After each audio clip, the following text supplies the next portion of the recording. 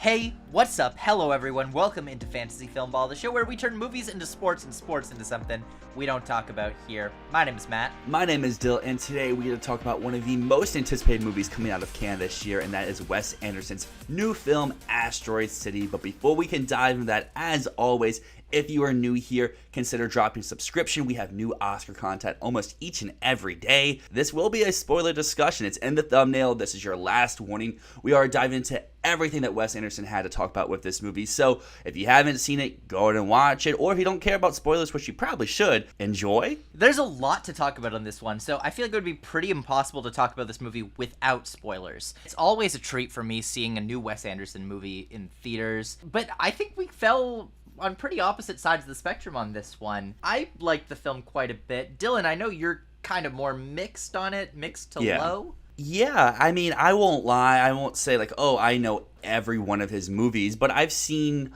a lot of them. I first noticed him, like I think many people did, with Grand Budapest Hotel. I mean, I was like 15, 14. I don't remember which age, but that range. I was in like early high school. I really enjoyed Budapest. I really liked Isle of Dogs. I went back to watch some of his older movies and really liked some of those as well. But I wouldn't say he's one of my favorite directors. I think we even talked about it on the podcast when the Asteroid City trailer came out. I was like, yeah, I'll see it. I'm not really like anticipating it, but like I'm down to see what he has to present, because I think at minimum all his movies are at least fun to watch. Then some go above and beyond, like Budapest, like Isle of Dogs, like Fantastic Mr. Fox. I mean, on the other hand, I would say Wes Anderson is one of my absolute favorite directors. I think that he's consistently been putting out banger after banger after banger. I don't think he's had a single film that's missed. I actually think that he might be the most essential voice in modern American indie cinema. I can't think of anyone else whose style is as definitive of a time,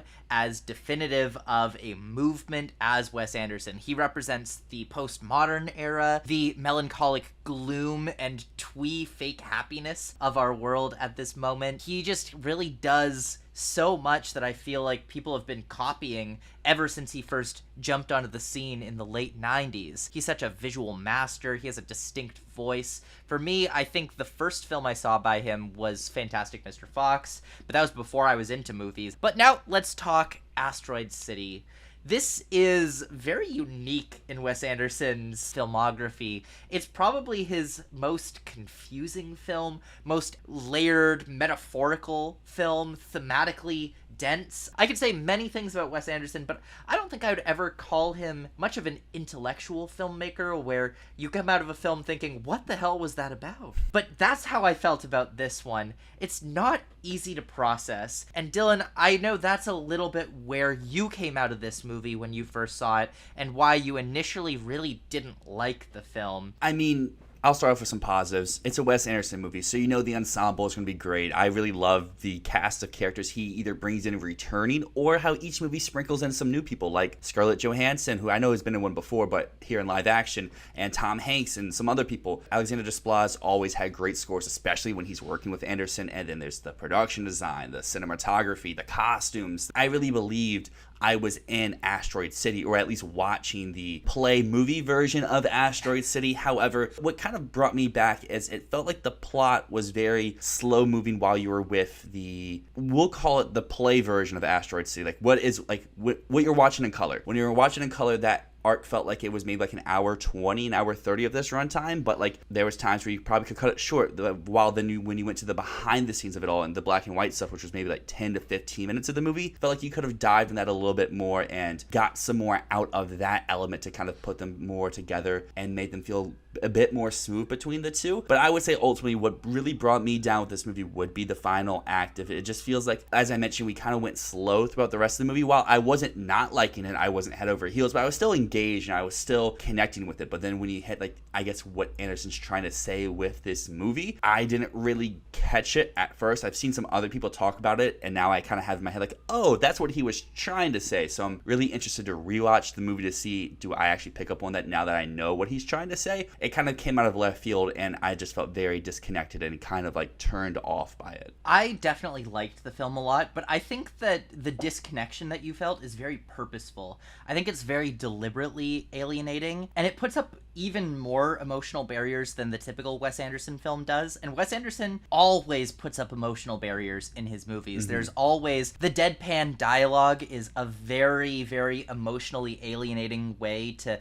get to the core of what these characters are feeling while making them look as though they're not feeling anything at all. It's in all of his movies, but here it's like so much stronger than in anything else. There's times where the delivery of dialogue here is so much closer to like a Yorgos Lanthimos movie. While I did really like it, I found it less easy to love than some of his other movies, because you watch something like Grand Budapest Hotel and you're like, oh my god, there's just this warmth that's radiating off of this film. In Asteroid City, there's no warmth to be found. It's a very cold film. You mentioned the framing device there, saying that you wish it was longer. Now, I've heard a lot of people say that they just didn't like the framing device at all, and others saying that they thought it was brilliant and the key to the whole movie. I guess I would just like to go a little bit more into it, because like at first we get introduced to Edward Norton, or I guess at first we get introduced to Bryan Cranston, and then we get the stuff of Edward Norton, and like I was following it then, but I was like, okay, so like what are we getting at? But then once we start getting the stuff where you're actually on set with like Adrian Brody, that's the part I wish we got a little bit more of, to see more of behind the scenes, how they were putting this production on, how they were connecting as actors and as people working on a set, because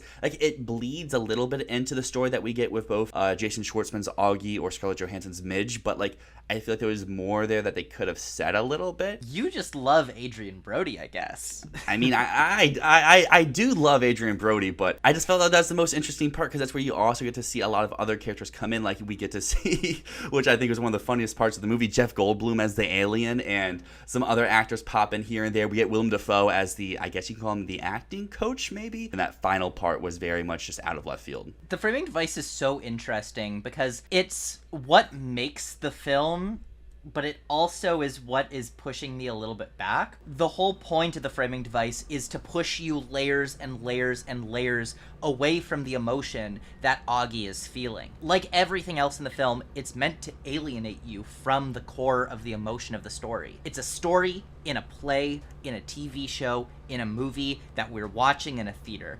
So there's just layers after layer after layer to detach you from the heart of the story, which is Augie, who is dealing with his trauma, who is dealing with his repressed emotion, who's dealing with not knowing how to feel about the death of his wife. There's so much there, and so while it's really interesting, it does also chip away at the feelings that I wanted to be feeling during this movie, but that's the point. And it's so weird because while it's making me feel a little bit lower on the film, I know that it's exactly what it's meant to be doing. But from what I can tell, this movie is trying to be three things at its very core. At one point, it's a love letter to actors, in the same way that the Grand Budapest Hotel was a love letter to authors, or the French Dispatch was a love letter to journalists. This one is all about how actors can bring life to things, even when they don't understand what they're talking about. They are artists. They're bringing truth. And Wes Anderson has always had such a love affair with actors. You know, his ensembles are huge. He has everyone in Hollywood in his movies. It's also a little bit of a dissection of what life can often feel like.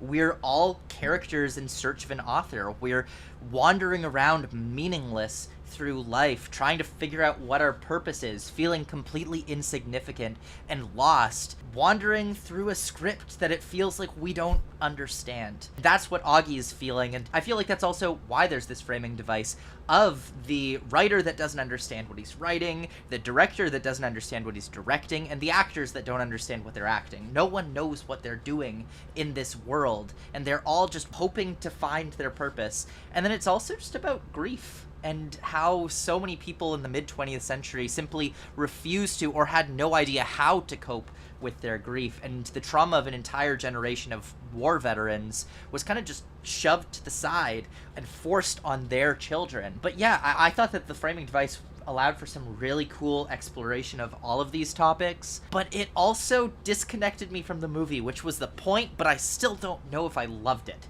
No, it makes complete sense. I mean, this goes back to some other movies that we've talked about where like the director's really trying to make you not want to enjoy like what you're watching, like Beau Was Afraid, like you talked about before, or on the complete other side of that, Blonde, where it's like very much trying to repel you the whole time. And I feel like this is another example of that, where the device is doing what it's intending to do. It's just as an audience, there's parts of it that like we still, even though we know that's what you're trying to do, we still don't like it. Exactly. Sometimes something can be completely successful in what it's trying to do, but what it's trying to do just doesn't click for you. And that's a little bit how I felt about the framing device in Asteroid City. It's what makes the film interesting, but it pushed me away. Now, you've talked a little bit about those production elements. That's always just a highlight of Wes Anderson's films. What were some of your favorite aspects or specific details? Because I know for me, I loved any time they did a 360 panning shot around Asteroid City and you saw all of the little details all around. The production design is just absolutely breathtaking. The production elements in this movie are great. You mentioned the 360 pans. I really like the use of miniatures with like the train. That was a very fun highlight at the beginning and the end of the movie. And I just really like how, like, I don't want to use the word glossy because it doesn't feel like, but like minimal it all feels while also feeling so maximal. I think that's something Wes Anderson does great at throughout his career, where like it doesn't feel like there's much there, but it's like so much. Like it's really hard to put into words, but I hope that you and everyone out there kind of get like what I'm saying. In addition to that, I mean,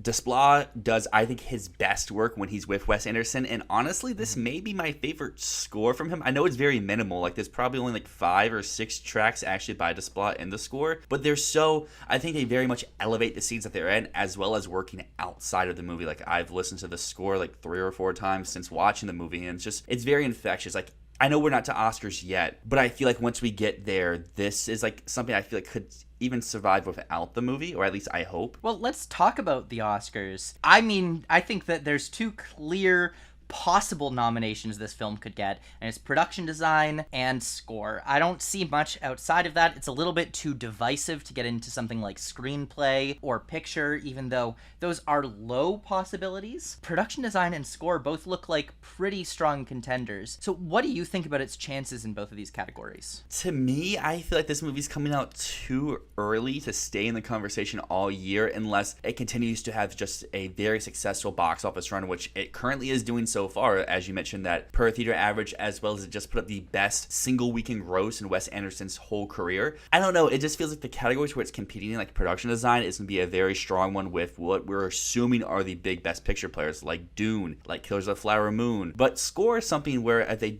didn't have that love-hate with Desplat, I would feel like, yeah, this could survive on its own, but with him missing the last 2 years and one even being a Wes Anderson movie has me believing that it's probably on the way out, because a lone score nominee, while it's not impossible, it's not the most common thing either. I really do think that production design is possible. And keep in mind, The French Dispatch came this close to getting in for score and production design, and this one is not going to be a bomb. It also doesn't have the baggage of being an anthology film, which anthology films are really hard to nominate at the Oscars. They don't have a consistent story throughout. This does. I think by the end of the year, things will be chipped off so that this can make it into production design. I'm going to say no for score just because there's so very little score in the film. And what is there is excellent, but it also sounds quite a lot like the Grand Budapest Hotel. It's also worth noting, you did mention the highest per theater average. This has the highest per theater average since La La Land came out in 2016. That is a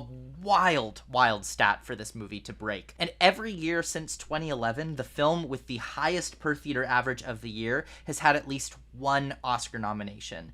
I could see that stop here, but I'm currently predicting it for production design. I could also see Killers of the Flower Moon surpass this film for per theater average when it releases in its limited release, but I'm not gonna make a big bet on that. I'm gonna say right now it seems safe that Asteroid City stays the highest per theater average release of this year. Great points.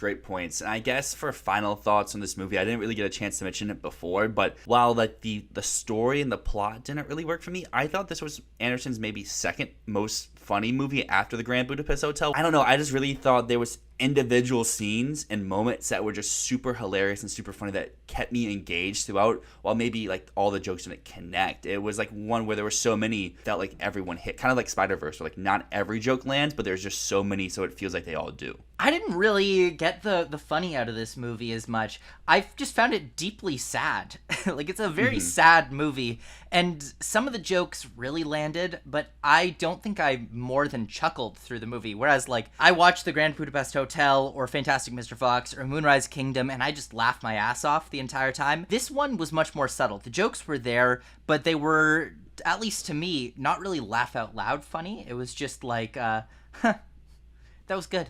Good one. Yeah. That was a good one. Yeah, I can see that. That definitely was probably the majority of them, but I really like that opening gag with Matt Dyl being the mechanic, where it's like, oh, you have one of two problems, and then the car blows up. It's like, okay, well, it's a third one.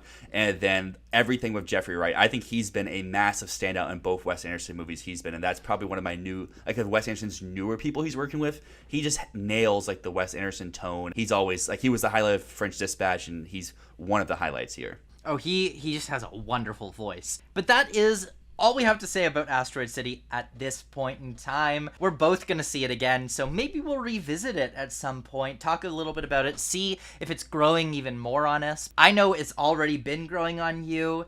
I do really like this film, but yeah, it's definitely not one of my favorites, and maybe that's going to change when I get to rewatch it again. But until next time, make sure to drop a comment down below. Let us know what your thoughts were on Asteroid City. Consider dropping a like, drop a dislike, a subscription, because as I said at the beginning of the episode, we have new Oscar content almost daily. We even had a Wes Anderson draft this week. So if you're just seeing this review because you want to hear people talk about Asteroid City, go check out our Wes Anderson draft and see where Asteroid City went in that video. But until next time, my name is Dyl. And my name is Matt, and this is Fantasy Filmball.